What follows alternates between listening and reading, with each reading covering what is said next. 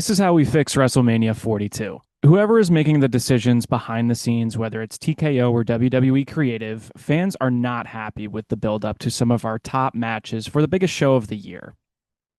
Whether it's Roman and Punk giving out compliments to one another on Monday Night Raw, or taking us on a ride for several weeks on SmackDown to find out who Randy Orton was talking to on the other end of the phone. We don't necessarily get answers to our questions. Instead, we are just left with even more questions.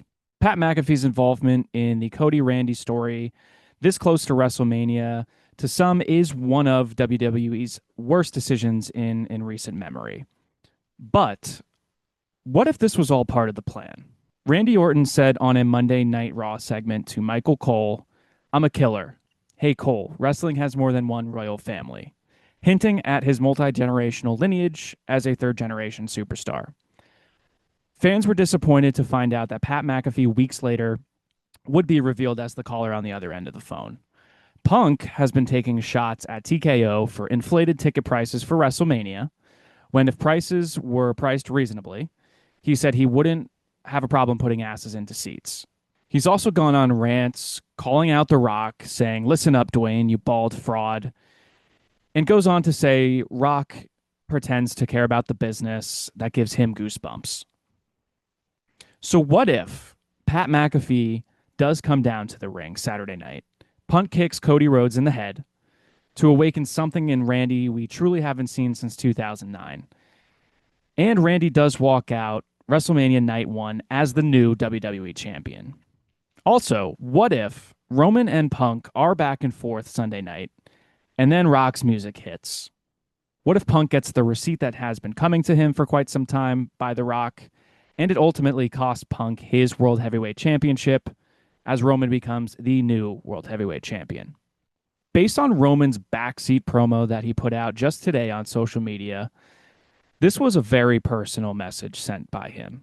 Imagine Rock and Roman walk up the ramp just as they did during WrestleMania 40 Night 1, standing at the top of the ramp, World Heavyweight Championship and People's Championships held high above their heads. And just before we go off air to wrap up WrestleMania 42, Rock and Roman are greeted by a newly crowned WWE champion in Randy Orton and Pat McAfee, standing there as one unit.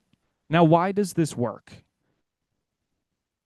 Because we were confused that the other caller who Randy was talking to was not in a wrestling royal family. Initially, I think we all assumed that since he had mentioned wrestling has more than one royal family, it was going to be somebody from a pedigree in the wrestling industry.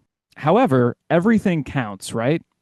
So what if Pat were sent by Rock to help out Randy, and Rock had enough of his name in other people's mouths that he came to help out his cousin, Roman Reigns, whom he acknowledges, and help him regain the gold after 700 plus days? Maybe there's a bit of guilt there for The Rock, as if maybe he feels responsible for WrestleMania 40 and Roman losing his title, and maybe he just wants to avenge it now. These three are part of wrestling royal families, and all three of them conspiring together to become world champions would significantly shake up the WWE, and they'd hold all the power. But let's face it, most likely at the end of the day, the finish to Randy and Cody's championship match will likely include Pat McAfee and Jelly Roll interfering and affecting the outcome of the match, which would cause all four of them to be booked in a tag match at Backlash. And perhaps maybe the Bloodline interferes in the Punk Roman match to either help Roman regain a world title, or quite possibly Jey Uso finally crashes out and turns on Roman to help Punk retain the title. But let me know what you guys think. What would fix WrestleMania that WWE has seemingly booked itself into a hole here? Happy WrestleMania week, everyone.